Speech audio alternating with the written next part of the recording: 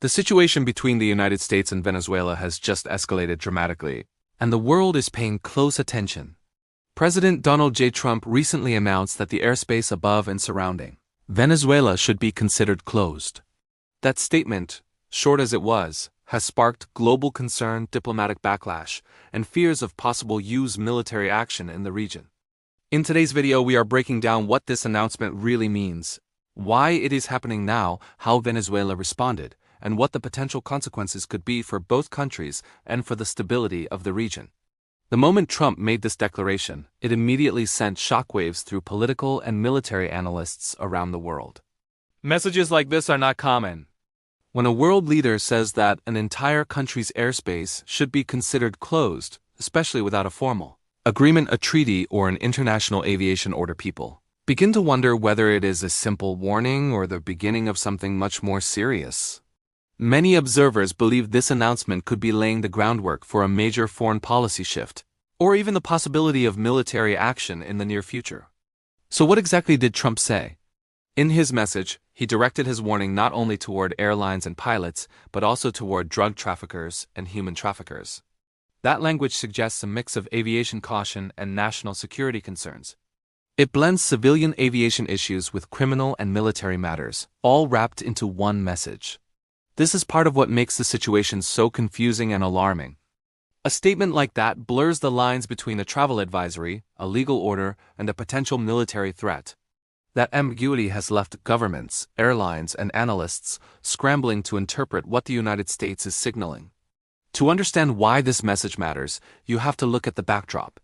Tensions between the U.S. and Venezuela have been steadily rising for months. The United States has increased its military presence in the Caribbean.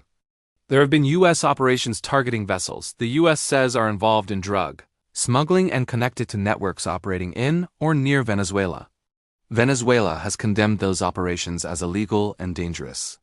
The two governments have been exchanging public accusations and diplomatic channels have been strained. For the Venezuelan government, Trump's airspace announcement was seen as a direct provocation.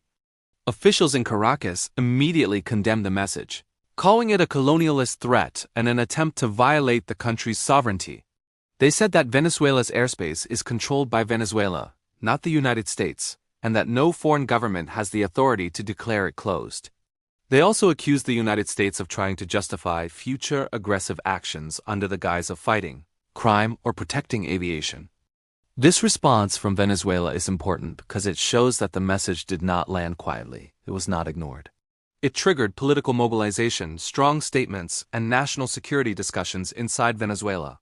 Government officials warned that the country would defend its territorial integrity and that any violation of its airspace would be treated as a hostile act.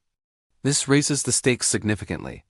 When two governments publicly disagree over territorial rights and national security, the risk of miscalculation grows.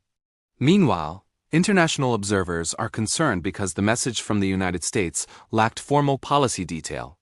Normally, if airspace is officially closed or restricted, that comes through aviation authorities, international aviation bodies, and clear legal channels. Instead, this announcement came in the form of a statement that sounded more like a warning than an official aviation directive. That creates confusion for airlines. Are they required to avoid the airspace now? Is this just a caution, or is it a real order that could be enforced by military means? Without clarity, airlines may start rerouting flights on their own, which could affect travel and trade throughout the region. Some carriers have already been reconsidering their routes. Others are waiting for clearer instruction, but many are worried about the growing military activity in the area. If airspace becomes contested or militarized, commercial airlines tend to move quickly to reduce risk. Even if the U.S. is not planning an immediate intervention, the perception of risk alone can disrupt aviation and economics. Another critical point is how this announcement fits into broader U.S. policy. The U.S. has been applying pressure on the Venezuelan government for years through sanctions, diplomatic isolation, and political criticism. This new development appears to escalate that pressure dramatically. It is not just about economics or diplomacy anymore. This touches on aviation, military posture, and territorial claims. Some analysts believe this could be a warning shot meant to intimidate the Venezuelan government. Others believe it could be the early stage of preparing the public for stronger actions. Still others see it as a way of signaling toughness without committing to a direct confrontation. There are several possible scenarios that could unfold. One scenario is that this announcement remains symbolic, meant only to apply pressure and send a message. Another scenario is that the U.S. could begin enforcing the closed airspace, idea by intercepting aircraft or monitoring the region more aggressively. A third scenario, the most concerning one, is that this could lead to military engagement if either side believes its sovereignty has been violated.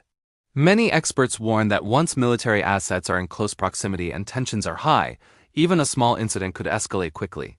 The world has seen similar situations before. Airspace disputes have often been the spark that ignites larger conflicts. Nations take territorial control very seriously, and aviation is tightly connected to national security. When one country declares another country's airspace closed, it is rarely seen as a neutral move. It is usually viewed as a significant and aggressive step. For people in the United States and Venezuela, this crisis could have real-life consequences. For Venezuelans, any escalation could affect daily life, travel, safety, and economic stability. For Americans, increased military involvement abroad brings questions about cost, strategy, and public support.